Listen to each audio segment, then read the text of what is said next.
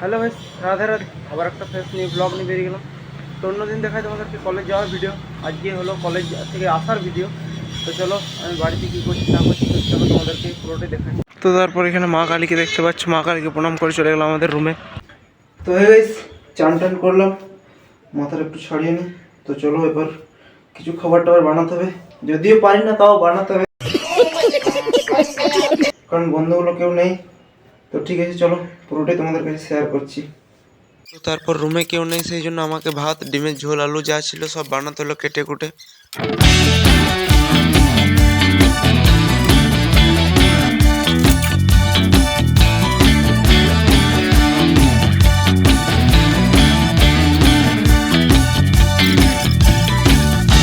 তো তারপর হঠাৎ দেখি বন্ধুটা চলে এসছে রান্নার কাজে, যা দায়িত্ব, যা সুন্দর রান্না করে গো